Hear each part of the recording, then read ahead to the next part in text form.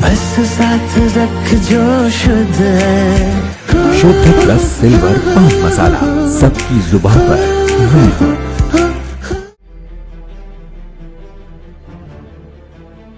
Medical में दाखिले से जुड़ी परीक्षा नीट यूजी में गड़बड़ियों के लग रहे नए नए आरोपों और सुप्रीम कोर्ट की मंगलवार को आई तल्ख टिप्पणी के बाद शिक्षा मंत्रालय पूरी तरह से हरकत में दिखा।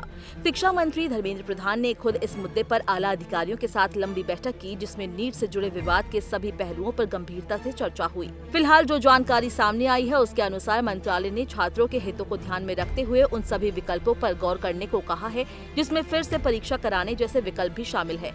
हालांकि अभी इस पर किसी तरह का कोई निर्णय नहीं लिया गया है। मंत्रालय से जुड़े सूत्रों की माने तो केंद्रीय मंत्री धर्मेंद्र प्रधान इस दौरान नेशनल टेस्टिंग एजेंसी यानी कि एनटीए के रवैये को लेकर भारी नाराज हैं। उनका मानना था कि एनटीए को परीक्षा को लेकर जिस तरह से पारदर्शिता रखनी चाहिए थी और गड़बड़ियों के सामने आने पर आगे बढ़कर काम करना था, जो उसने नहीं किया है। माना जा रहा है कि सुप्रीम कोर्ट के 8 जुलाई को नीट मामले की प्रस्तावित सुनवाई के बाद इस मामले में एनटीए के आला अधिकारियों पर गाज गिरना तय है, जिसमें एनटीए डीजी पर भी इस मामले में बड़ी कार्रवाई हो सकती है।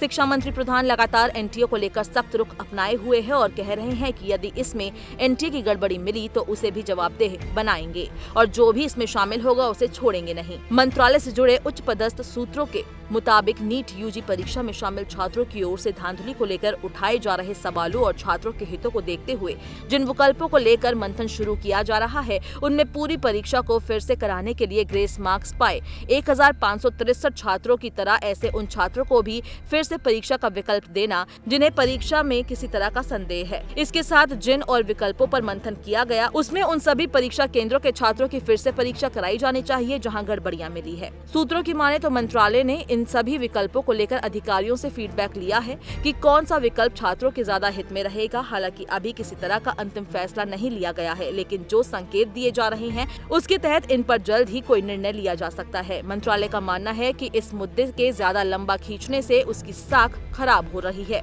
गौरतलब है कि एनटीए ने हाल ही में ग्रेस मार्क्स वापस लेने के बाद ग्रेस मार्क्स पाए सभी 1563 छात्रों को फिर से परीक्षा का विकल्प दिया है, जो 23 जून को प्रस्तावित है, जबकि रिजल्ट 30 जून को आएगा। हालांकि जिस तरह से परीक्षा में शामिल बाकी छात्रों के विकल्प पर फिर से चर्चा हुई है, उससे इस परीक्षा को लेकर संदेह के बादल उठने लगे हैं।